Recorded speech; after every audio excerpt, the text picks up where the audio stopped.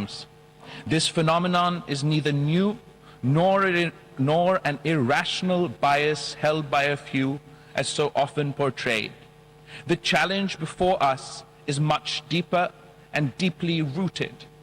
Since colonial times, the entrenched notion that depicts Muslims and their beliefs as cultural others, threats, and have served to perpetuate, validate, and normalize Islamophobia and anti-Muslim hatred.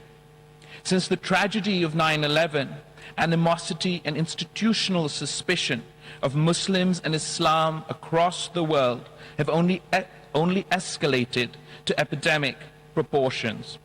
A narrative has been developed and peddled which associates Muslim communities and their religion with violence and danger. This Islamophobic narrative is not just confined to an extremist, marginal propaganda, but regrettably has found acceptance by sections of mainstream media, academia, policymakers, and state machinery. Islamophobia is therefore being constantly fueled by structural discrimination, xenophobia, and negative stereotyping of Muslims and their faith.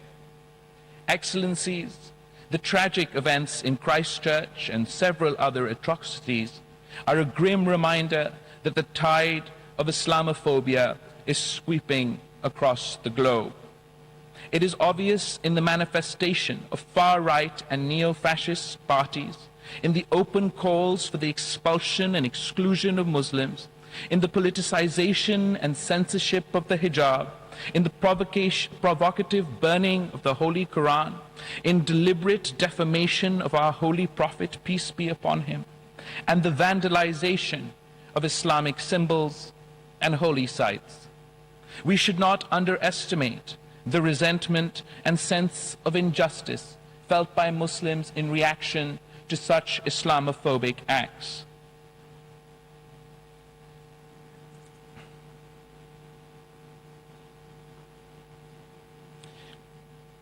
Their faith is a deeply personal issue for Muslims.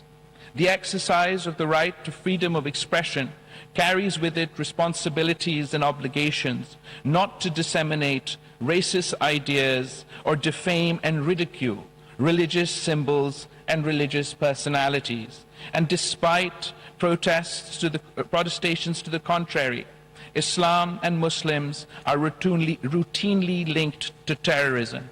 In some cases, the rhetoric of hate and incitement to violence is officially inspired.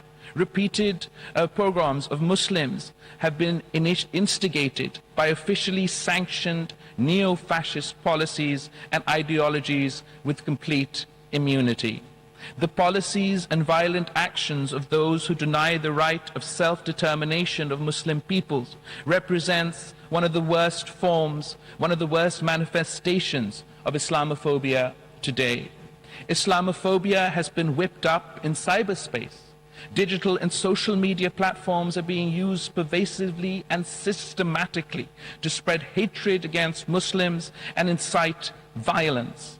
This has unfortunately been the situation even during the COVID pandemic, when a tsunami of anti-Muslim hatred and Islamophobic narratives surged on digital platforms. At times, it appears that those who manage these digital platforms are sympathetic to the extremist anti-Muslim groups and ideologies. Ladies and gentlemen, despite its pervasive and widely documented manifestations, Islamophobia remains under-acknowledged, poorly understood, and less effectively countered. The dangers of Islamophobia often gain international attention when a heinous act of violence and terrorism strikes innocent Muslims, while the daily silent drip of discrimination, hatred, and hostility against Muslims remains largely ignored and underreported. Therefore, our resolve to combat Islamophobia must translate into concrete and practical action.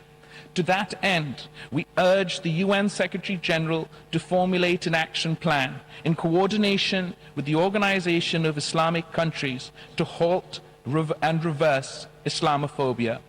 Such an action plan could include the appointment of a UN Special Envoy to combat Islamophobia, the adoption of international measures for the protection of holy sites, including the thousands of mosques and mausoleums which are presently under threat of destruction, the adoption of laws at the national and international level to outlaw hate speech, acts of vandalism of the Holy Quran, and discrimination and violence against Muslims and other communities, the provision of legal assistance and appropriate compensation to those subjected to Islamophobic acts, and the establishment of national and international judicial mechanisms and laws to hold those responsible for acts of Islamophobia accountable.